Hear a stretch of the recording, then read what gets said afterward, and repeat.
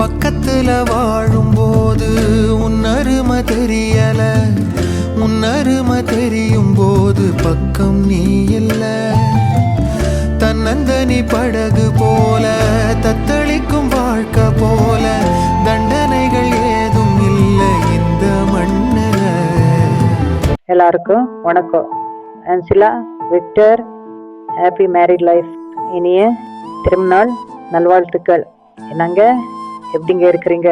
உங்களுக்கு பக்கத்தனியா நம்ம 4 பசங்க இருக்கிறாங்க. நவீன், ஸ்டெஃபி வீட்டையும் அப்பாவையும் பார்த்துக்கிற பொறுப்பு உங்களுது. கிரண், மிஷல், வீட்டில் என்ன ஆனாலும் நீ முன்னணி இருந்து எல்லாத்தையும் நடத்தி வைக்கணும்.